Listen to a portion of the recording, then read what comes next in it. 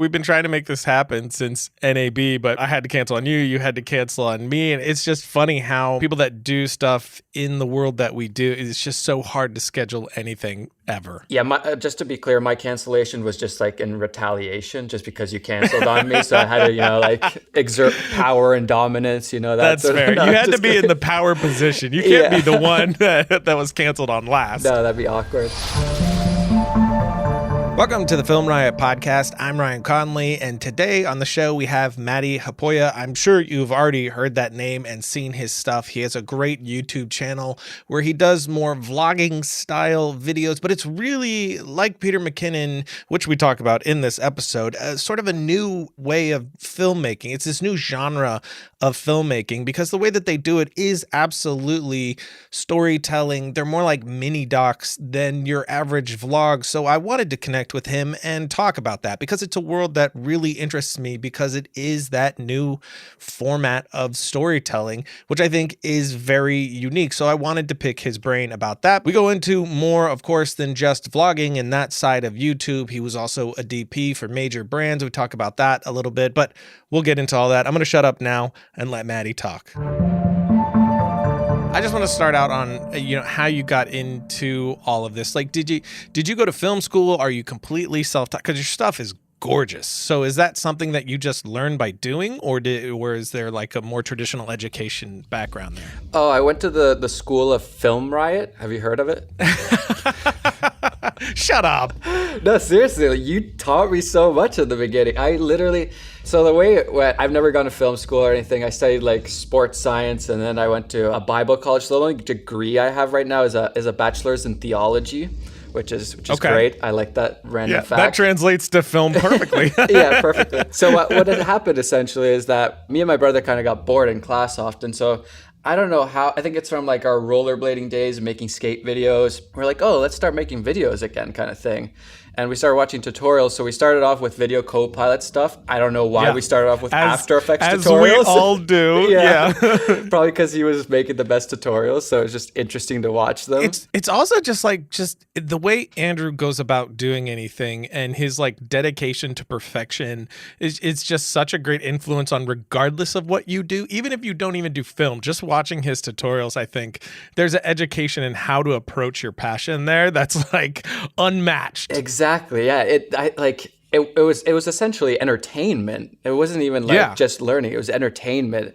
Totally. So yeah, we started watching those and then like got more into it. And I was like, oh, YouTube has tutorials. I found your stuff on a whole bunch of different channels and started watching that. And really by like doing and the internet, that's how I learned everything. Like I feel like you can look up anything on the internet nowadays. So whenever I would just be like, oh, I want to do this thing, I wonder if you can do it. I just search on Google or YouTube, whatever, and find a video and learned how to do it and then incorporate it into a video. And it was just like I guess my whole philosophy is like learn, make, repeat. And that's essentially how I learned. Yeah, totally. And what year was that you decided to jump back in and you're like diving into tutorials? So I started watching tutorials in like 2009. So I was probably like 22 or 3 or something like that. I was never like arts and stuff. Like, I hated art class. I still don't consider myself an artist in any way.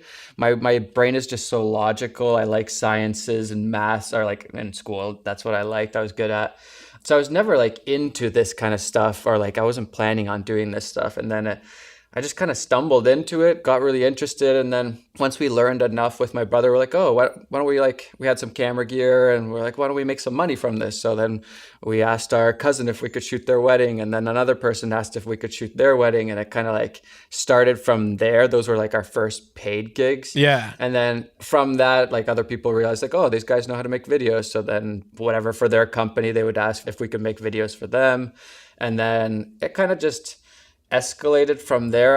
So this was all in Finland, and then I moved back to Canada again, and I worked full-time at a church doing their media, which is a really great place to kind of just learn and practice because the expectations are fairly low.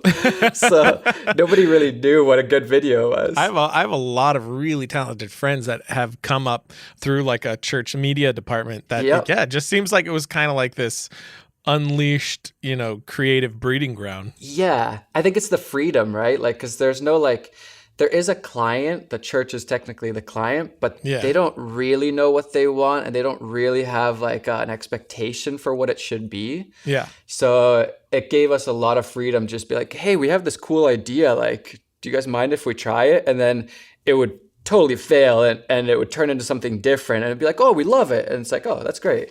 Like, so even in trying and failing, it still was okay with them as long as we were doing a good job. And no naughty words. yeah, exactly.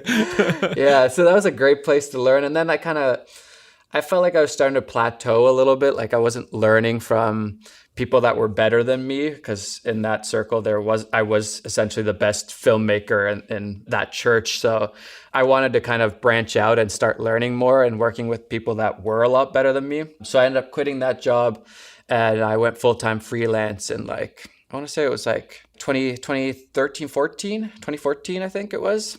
So I went freelance. That was a bit scary, but it worked out really well. Got to work with a lot of the agencies and production companies here in Toronto, and started to work for bigger companies like Nike and San Pellegrino. And like, they weren't like the big commercials, the high budget commercials, but they were pretty, like, it was getting my foot in the door. But then I realized I didn't like it that much anymore.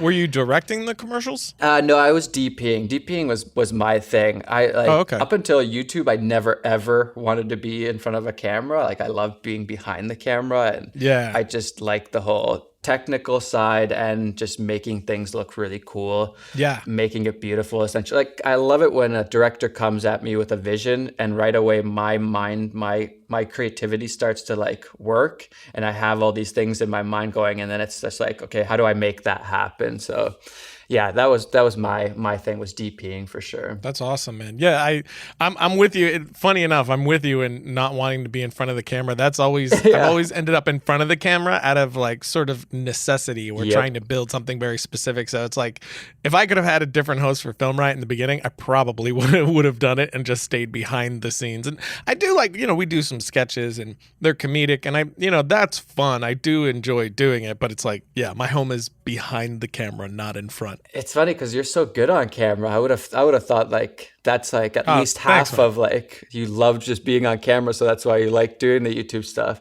I think it's just years of being on camera, and then having to edit myself and see all the horrible things and then consciously trying to correct them. Because if you go back to like episode 1 of Film Riot, it's pretty bad.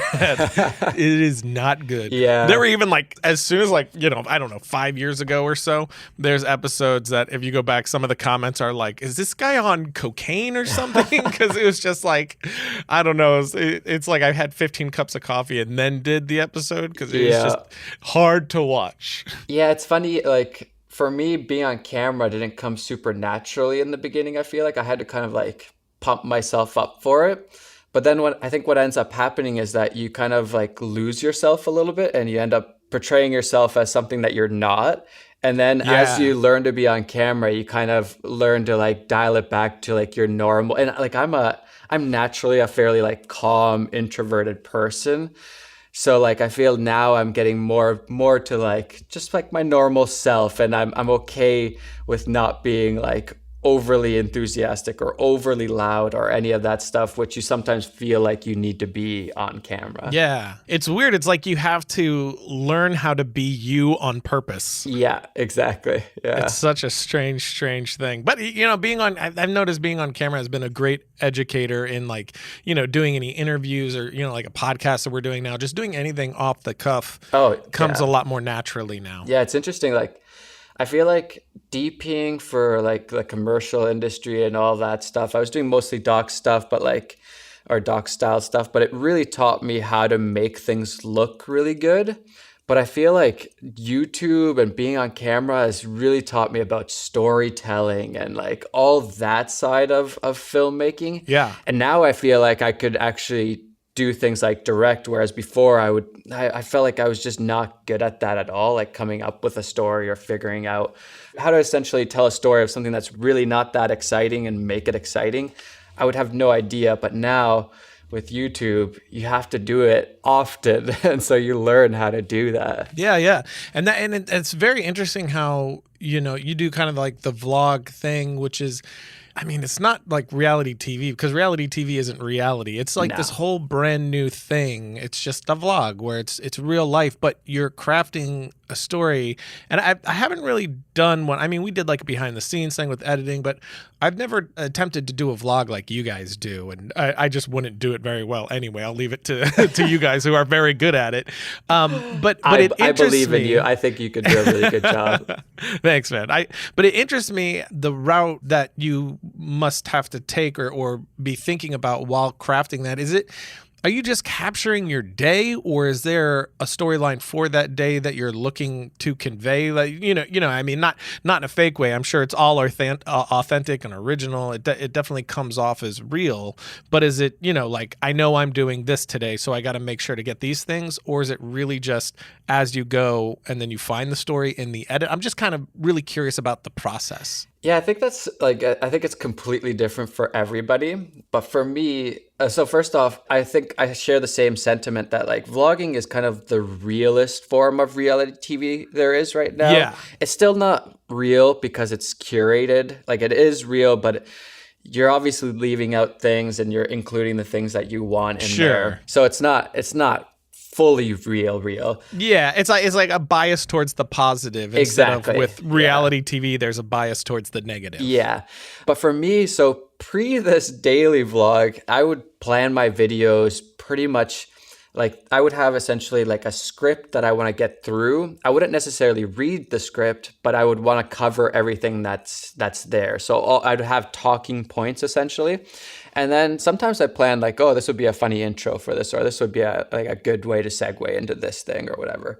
And then sometimes things just happen and you kind of have to go with the flow. So that's my philosophy always, is to have a plan, hopefully have a plan for that day, but then also kind of roll with the punches. And if things happen, then and you kind of start to recognize like, oh, this would be a great thing for this storyline that I'm trying to tell, or this thing is funny, but it actually doesn't fit into this at all, so you don't film that. So that's kind of how I've gone about it. But yeah, it depends on the video too. Like if I'm traveling, then there's a lot more like kind of like, I guess, improv or going with the flow, versus if I'm just at the office, then everything's kind of in my control. Yeah, and do you edit all your vlogs yourself, or do you have help? Is it like a one-man band thing, or is there a team behind it? So I hired an editor almost exactly a year ago, a little bit over a year ago. And so we kind of transitioned that he does the majority of the editing, and then I just like make sure that it's my style essentially. So he'll go through, make an edit, and then I'll watch it through, add little like changes. And then sometimes I have to like kind of re-edit a whole section, especially with things like a cinematic B-roll piece or something like that. That's so personal to my style that it's really hard for somebody to emulate that. So those I'll edit. So it's kind of like a collaborative effort. Right now now that we're doing daily, it's a weird balance of like, just like you edit this part and then I'm going to take it home and I'll edit. And then in the morning, you finish that part. It's this weird dance that we're trying to figure out right now, which we definitely have not figured out yet. So it sounds like there really is a lot of kind of traditional feeling direction to it. It's just you're directing yourself, which is a really hard thing to do, and an editor. But it does sound like a lot of director's role. It's what it feels like anyway. Oh, yeah, fully. It's like, I feel like to vlog, you have to be, in a way, a jack of all trades. You have to be like a director for sure, but then you also have to know how to work the camera and DP. And then you also have to know how to be in front of a camera and how do you communicate things? So there's like so much going on. Yeah. But yeah, I think overall, like if you had to put it into one role, it probably would be director, but you still have to do everything yourself. Yeah. And what led to your decision to kind of go like daily vlog? Was it just to have more content? Like what led to, you choosing that's the right next path for your channel? So it's a few things. Daily vlogging is what really got me into watching YouTube. So I started watching guys like you for tutorials, and then I slowly started to watch YouTube for pure entertainment. And I found people like Casey Neistat, Ben Brown, Fun for Louie, Yoon Olsen later on, these guys who were all doing daily vlogs. And that started to be kind of like almost a daily routine where I would watch at least one episode of somebody's vlog. And it kind of got me inspired and pumped up and like put me in a good mood almost. And now almost all of those people have stopped doing daily vlogs. They might vlog still, but they don't do daily. And so I don't have that anymore. And so it was a few things. It was trying to fill that void and also trying to figure out like the whole purpose of this first season for me for daily vlogging is like, is daily vlogging, is it first of all possible without burning out? Is it sustainable? And then if it is possible, is it even a good idea? Or is that like a trend or a fad that has now passed and like it's not a thing anymore? So that was one thing. And then also like creatively, I was starting to get a little bit bored of doing tutorials. It was starting to be too easy. It was that same thing like working at the church. I was just kind of like plateauing in a way. Yeah. So I wanted to mix it up and challenge myself because I can make a tutorial less than a day. I can come to the office, make a tutorial, go home. But I feel like it's not pushing myself creatively as much. So this was really like now I have to push myself a lot. And then the last reason was I don't film like my family life very much. I don't have a wife and kid, and I don't film like our family life much at all. I've kind of, I come to the office or go wherever, work, and then I go home and then I don't touch a camera. And I didn't like that because I feel like my kid is growing up so fast and I don't have all this cool footage of him. So I thought if I kind of put together a little bit of like the work and home life, just like a little bit of overlap at least, then it gives me more permission to film my family, or it gives me more of a reason, I guess, if that makes sense. Yeah, I do love that, finding that way to kind of strike a balance by mixing the two and making the family a part of the work. Yeah. That's great, man. And you've been doing the daily only for like Monday? 4 days. Yeah. So Sunday I filmed the first one. I posted the first one on Monday. So I think I just before this posted the third one. How's it going so far? It's actually way more fun than I thought it was going to be. I thought it was going to be a lot more like stress and just like running around like crazy trying to figure out stuff the whole time. But I'm realizing there's a lot of time in a day. And if you're just like strategic about it, it's definitely doable. The only thing I'm worried about is right now I'm going to try to do 7 days a week, every single day. And not having like a full day off scares me because I've always been a firm believer in having like a day off, no work, just enjoy life kind of thing. So that scares me. And that's the one thing that I'm loving vlogging so far, but I don't know if I can do it without any break. So that'll be the interesting challenge. I think once I've done this for like 2 weeks, then I'll really see what is this like. What's the time frame did you kind of set like this is how long season 1 will be until I reevaluate? There's no set time. I didn't want to give myself a set time because I feel like that's like an extra stress, because if I'm hating it, then it's like, oh my gosh, I got to do 3 more months of this. And then if I'm loving it, I also don't want to just cut it short. I didn't want to be like, oh, I'm going to do it for 2 weeks or a week, and then I really love it, and then people are like, oh, he's still doing it. I thought he was only doing it for a week. So I've kind of given myself a lot of freedoms in that there's no set time. There's no like, it has to be this type of vlog or this thing. Sometimes it could just be, like me sitting at the office talking about something that I think is important. I haven't done one of those yet, but I could definitely see just like a wide variety of stuff going down. So you like shoot on Monday and then, Monday's day releases on Tuesday. Is that kind of the format? Yep. Yeah. So I'll shoot, for example, today I've already filmed, and then we start editing it throughout the day and then post it the next day. I don't have like a specific time that I'm posting it at, which is again, one of those like gives me a little bit more freedom and less stress, that it's not like I have to post it at 8 a.m. every single day and you have to have it done. Yeah. Then. So yeah, I'm trying to figure out all the ways to make it more sustainable and more fun for me, I guess. That's really interesting. And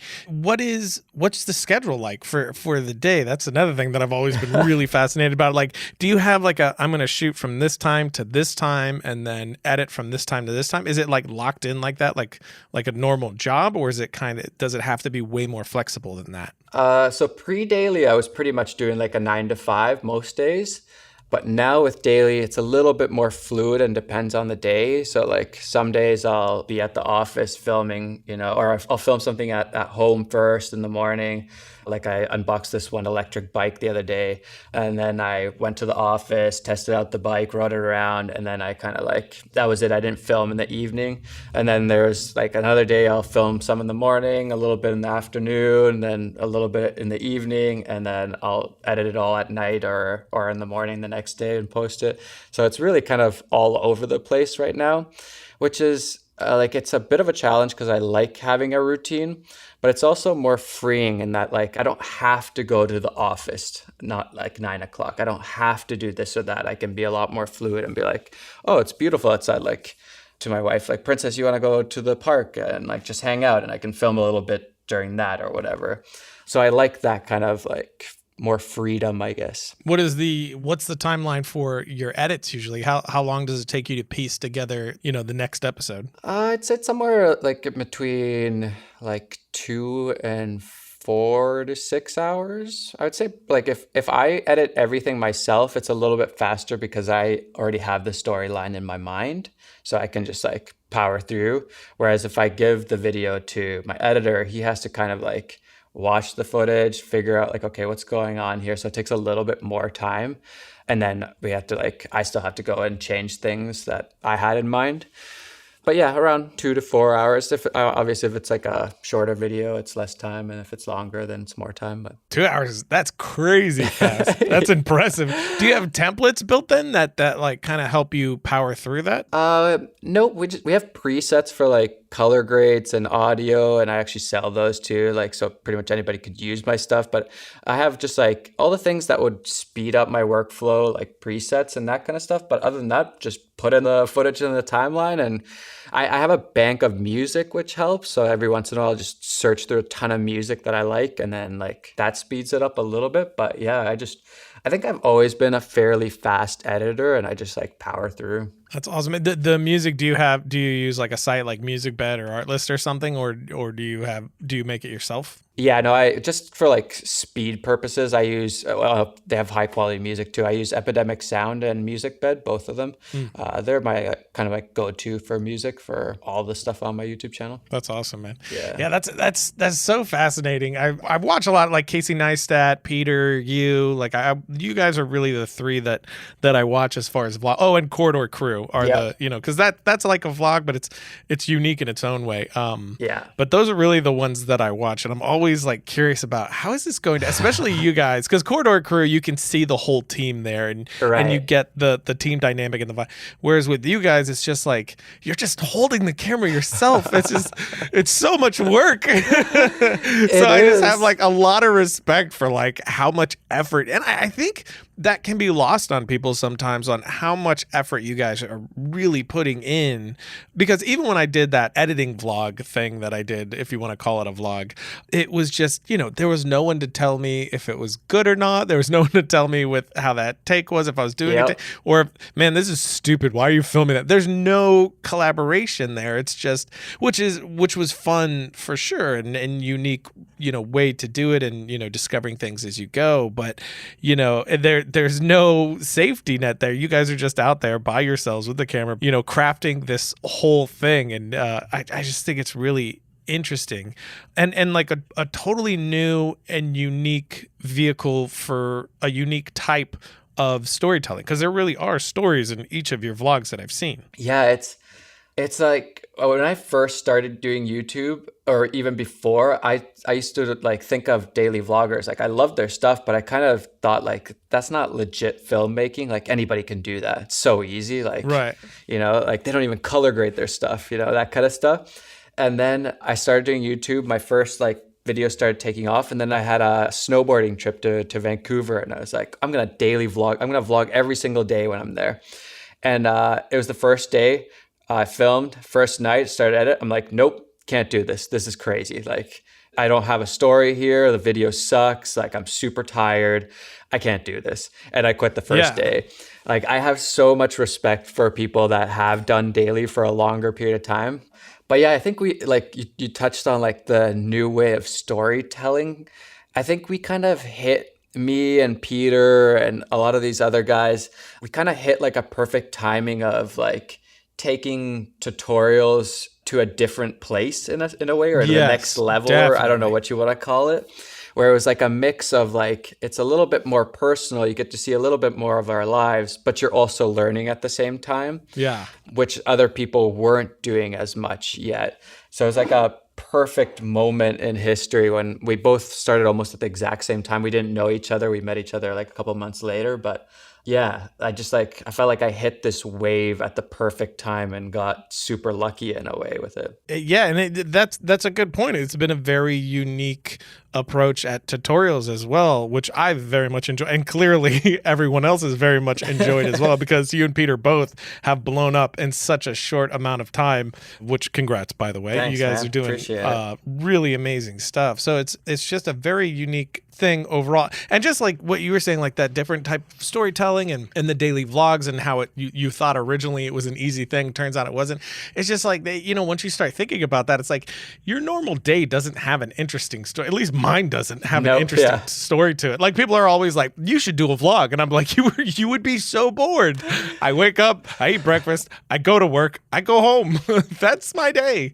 So it's like discovering the stories in there. I think there's such a unique craft to it and skill set that people don't think about. It's funny because everybody thinks their own day is boring. Like, no matter how exciting your life is to outside people, your own day always seems normal and kind of mundane, right? Like, you get used to it. That's fair. And you think like, oh, everybody lives like this.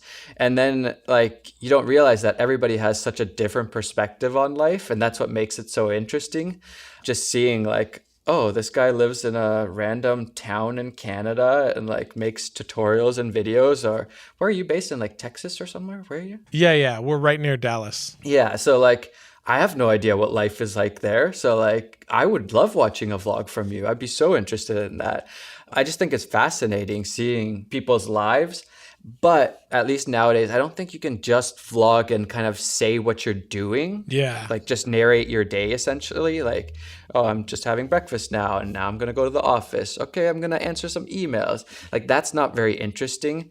But there's always a story that you can tell, or something that's on your mind, or there's something that you can do to make it interesting for a 5 to 10 minute video. Yeah, and you and Peter specifically do cinematic vlogs. It's like, even I think it's even different from what Casey Neistat does, where it's, Casey does really great vlogs, but you guys have hit it on such a filmic level where there's this weird crossover where it's like filmic vlogs. I don't know. It's its whole other thing. Yeah, I think that's how I've treated like somebody like Casey. I totally look up to him. He's an amazing storyteller. Yeah. But what I'm maybe a little bit better at is like the cinematography aspect of it, because I come from a DP background.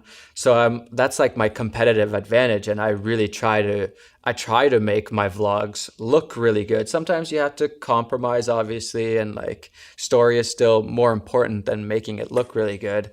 But I'm going to do everything in my power to make it look the best that I can with the time constraints and everything else from vlogging. Yeah, and you mentioned how doing it this way took you from feeling like you couldn't be that director who was crafting a story to tell to someone who could, and it sounds like you do want to. And do you mean narrative stories? So for me, I've always been fascinated by documentaries. Like, docs are my thing. I love watching them.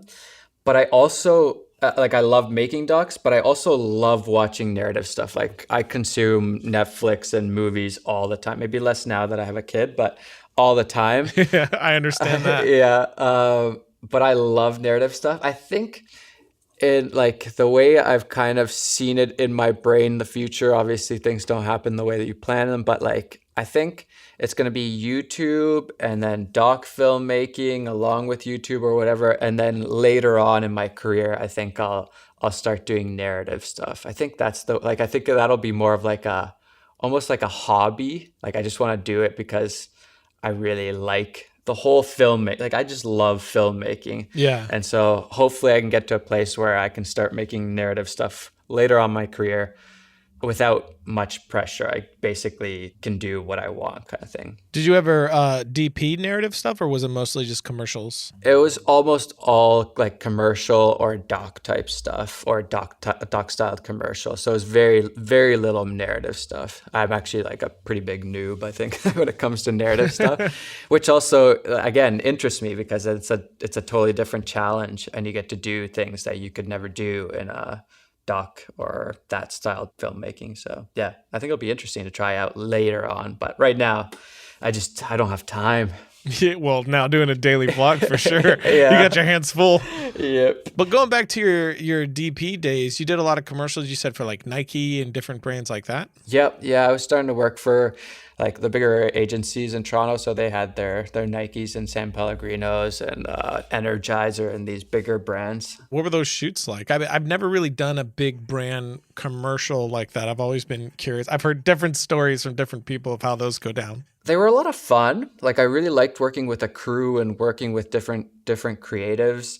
The thing I don't like is that you kind of, so if I'm a DP, you get hired a DP, you have very little say beforehand in the creative, and then you shoot it, you have a little bit of say there, but still director and client and everybody's kind of telling you what we want. And then you go home and you kind of just hope and pray that they do a good job of color grading and putting it together. And then you see the final product and you're like, I feel like it could have been better. Like, I would have done things differently. And so I didn't like that, how the higher I got, the bigger the production, the less creative say I had.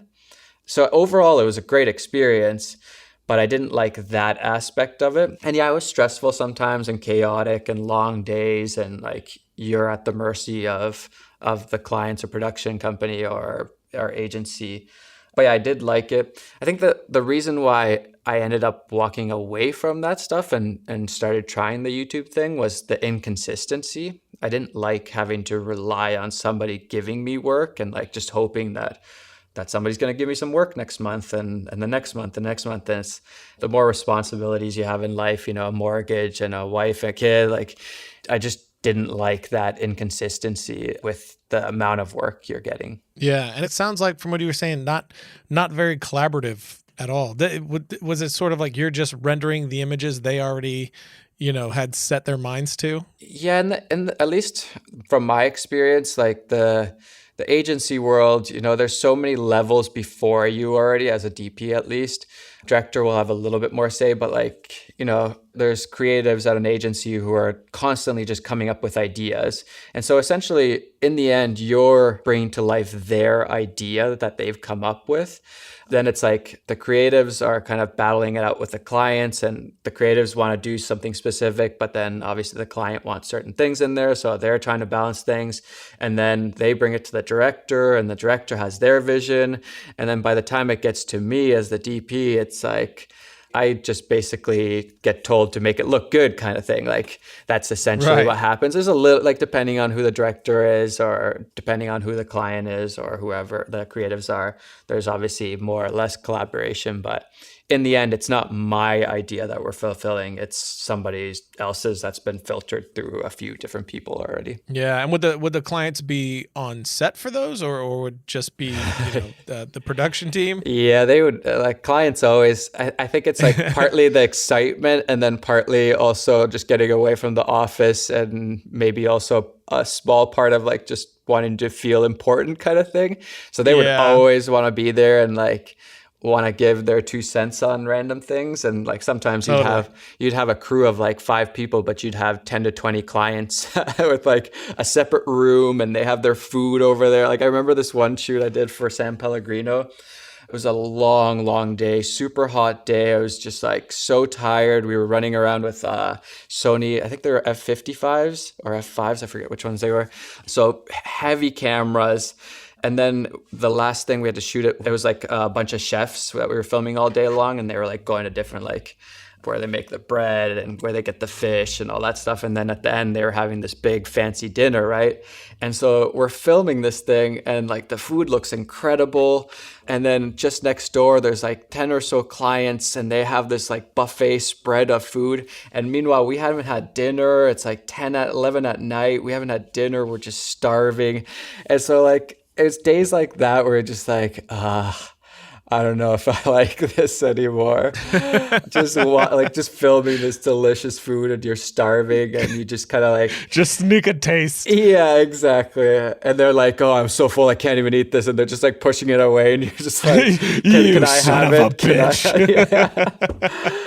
Yeah. So it's like experiences like that. I still like they're all positive in the end when you look back, but those were kind of what pushed me away from the commercial industry. Yeah, I've been on a few branded pieces, nothing like an actual campaign like that, a commercial, but like branded short films or things like that, where I was never the director on any of those, but usually just visiting. And yeah, that client, the interaction was very similar. And yep. I just hated the vibe it brought to making a thing. Yeah. So I could totally relate to that. But now you're doing the daily vlog thing and that's what you're focusing on for a while, or is there something else that's coming next that you're excited about? Yeah, I've kind of like, when I started doing YouTube, I was really stressing out about like, I want to shoot docs. I want to make docs. I want to make high quality stuff.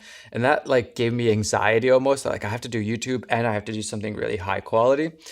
But now I've kind of like given myself the permission to do life or my career in kind of phases. So right now I'm just going full on YouTube. I'm giving it everything. And yeah, I'm shooting, like I'm helping out with one doc, executive producing and DPing a doc with my friends from Sweden. They run a YouTube channel too, Creative North.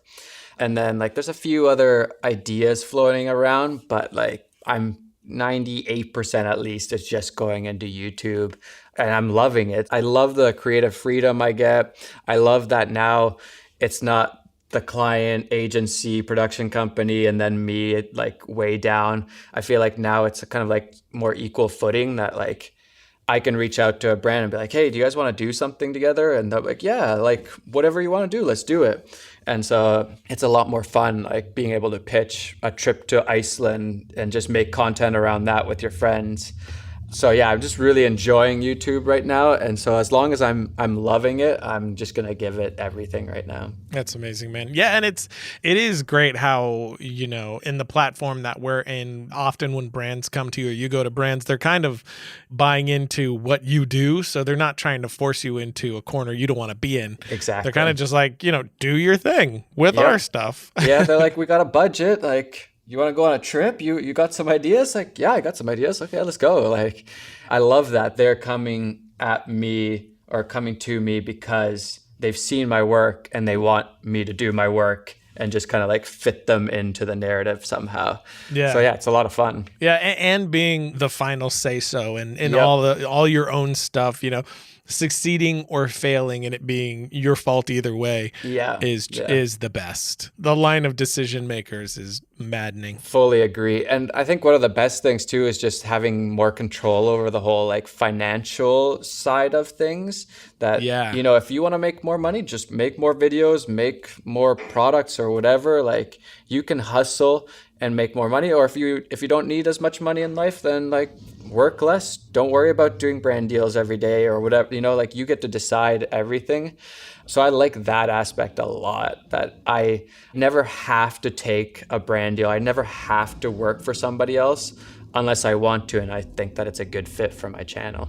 Yeah, totally. And not being beholden to old school thinking. Like when you're in a company, it's just like, this is how things are done and this is where we're putting the money and the attention. And, you know, but I think this direction is not really traveled and I think it's where people are going to end up. Yep. So doing it on your own, being able to decide those things for yourself is also really fun, rewarding, and really stressful, but more fun and rewarding. Yeah, there's a lot of like pressure and that kind of stuff for sure. Like I tell everybody like, oh, you should start a YouTube channel.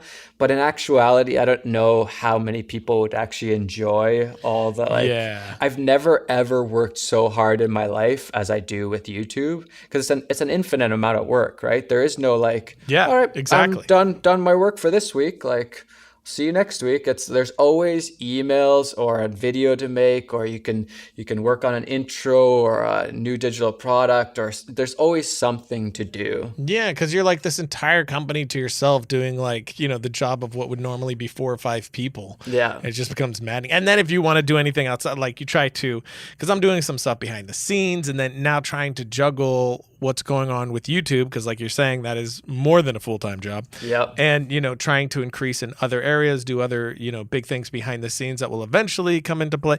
It's like juggling those things becomes so difficult, because whether it's vlogging or what we do, it's such a time suck, because even just, you kind of alluded to it already, but making the actual video itself that goes on YouTube is only a part of it. Oh, yeah. Like, there's so much more involved. I mean, that might be maybe half of it for me. There's so much else involved in doing the thing. So usually my thing is when somebody's like, should I make a YouTube channel? And I'm like, no, do not do it. Because then if they do it anyway, then they had the passion to go do it. Yeah. You know what I mean? That's the thing. I tell most people to start a YouTube channel, and I think maybe one of my friends has started a YouTube channel. Like most people, like it takes so much work, and it's kind of scary because you might not make money from it, and like you have to put in a lot of time, so it feels like you're just wasting it. Like, yeah, it's definitely not for everybody, but for sure, at the same time, it is really rewarding. Yeah, oh, totally. And I think like 9.9 times out of 10, if you are going to make money off of it, it's going to be well over a year of you just grinding to get it to a point to where you might start making some money off of it. It's funny because I think I was pretty lucky, or I don't know if I just like think really business minded, but I think I could have gone full time after doing it for like 2 or 3 months. You son of a bitch. Yeah. I think I was pretty lucky in that like the algorithm caught one of my videos. I think I was making GoPro cinematic, and that started to get like suggested to people, and so then I started to get subs all of a sudden. So I think I was a little bit lucky in that, but I think also if you're strategic with like just maximizing revenue streams, you're not just relying on like AdSense to make money, then I think it's a lot sooner than most people would think that you could actually make decent money from it. Yeah, for sure. If you're able to build that audience quickly. And I mean, we built an audience really quickly up front with Film Riot because we were on Rev 3. So Rev 3 pushed us out there. So we definitely had a nice springboard there, but it was kind of still in the beginnings of things. And we were on a multi-channel network, which was taking most of the revenue from sponsors. No, you're on one of those, eh? Yeah. We were on that for a while. How long did you guys do at MCN? We're still partnered with, I guess you could consider them an MCN, but they really only just help like connect us with sponsors, and it's so really it's just an ad sales team that we work with, but it's not really the traditional MCN, where in the beginning it was very much a traditional MCN, and they were great. I loved them, but they took the majority of the revenue, and as far as making money off YouTube, that wasn't really a thing yet, and all the other avenues weren't really a thing yet. So it was really just you got sponsors to buy into your show or not at the beginning there. So it was definitely interesting to watch that grow as well. It's funny because when I started YouTube, I think MCN's already had such a bad reputation. Yeah. And so like I never signed with anybody, but I have worked with, for example, Space Station Integrations, I guess they call it technically. It's like Sean Duras and Sean Holiday. They do the same thing where they kind of like, they connect you with different brands.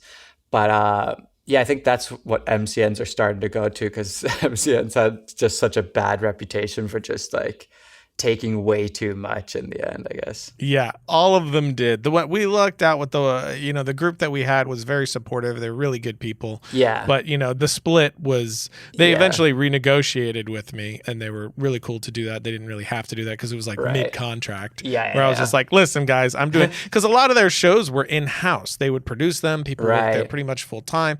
I was entirely external. They did absolutely nothing for the show except sell sponsors into it. So it was a different scenario and unique, but it was nice to move away from that. But I've always owned everything. That was always like of the utmost importance to me. Sure. That I just owned everything outright. That way, no matter what happened, it was it still stayed under my control. Yeah. But yeah, no MCN was wise. Yeah. I think I almost got sucked into them, but yeah, I ended up saying I feel like I would rather build my own empire than build or help build or give into somebody else's. I guess that's kind of my philosophy. I don't know if that's stupid or not, but that's what I've done so far. No, I love that. But I'm curious, do you ever, like, I think one of the hardest things for me is the constant having to come up with ideas and like that whole like mental side of things. I don't know, you've been doing this so much longer than me. Like, do you ever have a hard time with that side of like having to come up with another tutorial or another short film, or like, because you're kind of forced to pump out more content than the regular filmmaker before YouTube and all this stuff? Yeah, I mean, there's aspects of that kind of hit me here and there, but not really for the most part, because I think, one, there was just a huge pool of ideas to pull from, just because when I started doing Film Riot, I had already been out of film school for, I don't know, 8 years, 7 years, something like that. Right. And then I had been, doing short films and wanting to be a director since I was like 8 or 9. So, I had tons of ideas of things I wanted to try. And that's what Film Riot was always about, just things I want to try. So that was really easy to be able to pull ideas because of that. And then after I got through those initial probably first 3 years of, just things I wanted to like, let me try this now. Yeah. Then I think it was just kind of like creative workout. You definitely have to do the same thing where it's just like over time it gets easier to see the next thing, just because you're conditioning yourself so much that it just comes a little quicker, I think. But I mean, there's definitely times where it's like, oh, now what? But I mean, I work with my brother Josh, and we have Ryan Thompson, who's our VFX artist, and so we can kick around ideas, and we also have the help of people emailing in or tweeting to us, hey, what about this? What about that? I wanted to try this. How would you do that? Or, a new movie comes out, or, there's inspiration everywhere with what we do. So it's definitely lucky. I feel like it would be a lot more difficult with you guys, because it is seems to me like, you creating something from nothing so much. Whereas, I have the benefit of being able to, there's a new trailer for, an Avengers movie, and there's a shot in it, and we're like, oh, how would we do that shot? So I feel like there's a lot more for me to just pull from that would make it work. For short films, I just have such a huge shoebox of ideas now. For like as long as I could remember. It started on paper, just keeping notebooks and writing down any idea that I had, and I transferred all that to digital, and I still do it as a couple times a week. I'm sure you do the exact same thing. I'm pretty sure all filmmakers do this, but I'll open Evernote. Evernote is like, I have Google Docs, where I'm developing things actively, and then I have Evernote, which is like kind of my corner of ideas that are just like chaos. And so I'll pop open Evernote and I'll just write down a line of dialogue or a scene or whatever, and so I have all those to pull from. So if a brand comes and they're like, we want to do a thing, I can just go look through that and be like, what could I remember that, and and then you get inspired by that, and then there's all of a sudden there's this thing to chase. And there's something about having a deadline or needing to do something that all of a sudden the engine that wouldn't rev before is all of a sudden firing on all cylinders, and you're like, why couldn't I have done that before? Like, I just wrote the longest thing I've ever written, and it's because there was a manager waiting for it, whereas I had been trying to write something like that for my entire career, but now just because there was somebody pressure. Somebody being like, hey, I need it, then all of a sudden it's like a month later, here it is. I think there's there's a lot to be said of that, which is why on the show I often say, like, give yourself deadlines, however you have to do it. Bet your friend that you won't have it done in a month. You're out $20 or whatever it is if you don't have it done in a month. And finding ways to force that deadline on you, I think is, for me at least, has always been like much needed fuel for my creativity. Definitely. Yeah, I for sure have that list of just like ideas. I think you're right that you start training yourself into kind of like having your eyes open to new ideas. So you're constantly just like, you might be just like watching TV or something like, oh, shoot, this would be a great idea. And then you just write it down. And so you just build that list. But I think the hard part for me is like, I'll wake up and I'm like, oh, what video should I do? And I look at my list and I'm like, no, I'm not feeling that one. Nah, I'm not feeling that one. Like, and sometimes you're just not feeling any of them. And you're just like, oh, what do I do now? Like, I think that's when I'm like, it gets hard, I think. And you just have to force yourself to like get something done. And then it ends up being great. But you just kind of have to like just start it sometimes. Yeah, man, I totally relate to that. It's kind of like when you're going to go watch a movie and you have like this list of movies. You're like, no, I don't want to watch that one. Yeah. No, I don't want to watch that. But any one of them would have been fine. You just, you won't commit to it, whatever. It's like you were saying before, we have commitment issues. I have that too. It's like I was developing a few storylines and I couldn't commit to one. It was like, okay, this is the one I'm going to buckle down. I'm going to write this one. And, I just wasn't doing it. But then, like I said, once the manager was like, this one, I was like, okay. And then, because I was forced to, I committed to it. And then it was just, it flowed out so fast. It was like, man, if I would have just done that to begin with, it's very strange. Yeah. I love hearing everybody's process or workflow because everybody's process is so different. Yeah. And it's fun to learn like, oh, wait, you do things like that? Oh, that's actually like, I should start doing that, So I love hearing how people do things. The other thing that's cool about that is like it is so different, and I've learned a lot just from this is one of the reasons I wanted to do the podcast, like picking people's brain, like yours, like I've been doing, and hearing how other people do it. But I've learned a lot from that, just hearing the differences. But also there's this like very interesting relatability to all of it, where it's like, yeah, I could totally relate to what you're saying. Yeah, where it seems like we kind of all have the same thought process. We all just go about it slightly differently. Yep. It's really interesting. Yeah, there's so many similarities. It's just like slight differences. Like, for example, I'm a planner, so I like to like have an idea of what I'm doing for the day. Whereas other people I know, they just kind of like go with it and then they just figure it out as they go along or figure it out in post. And I could never do that. I feel so like stressed. I don't know if I have everything I need. So like I like to plan as much as possible and to know that as long as I cover these things, I have some sort of point to the video. Yeah. And I'm good. Yeah, totally. It seems like those practical aspects is where we all differ the most, is where you'll find the biggest differences is like, I outline and the other person's like, I hate outlines. Outlines are stupid. Never do them. Exactly. That's where I do find the most like differences in different friends and whatnot that do very similar things. Yeah. But okay, so you're focusing on this one a day vlog for a while, and then in the future we're going to see bigger things from you. I have no doubt. But where can people find you on YouTube? Yeah, it's just Matti Haapoja. I know it's a little bit hard to spell, but Matti. If you type in HAA, it should come up. And we'll have it on the website and everything as well. And you also sell assets and stuff that you currently use. So can we find all that on your website? Yep. Yeah. If you go into any video of mine or just go to mattihaapoja.com, I sell like LUTs, like basically the looks I use. I sell audio presets. That's a newer one. It's kind of like my go-to slap-on audio presets. It's just like everything's in Premiere, so you don't need any other extra plugins. It just makes your audio sound nice and crispy.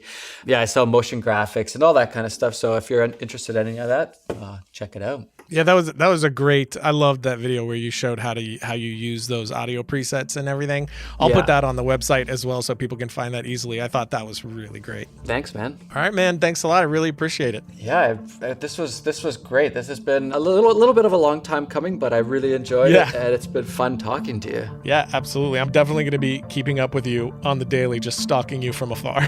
Do you have the notification bell on? You need the notification bell. You know I do.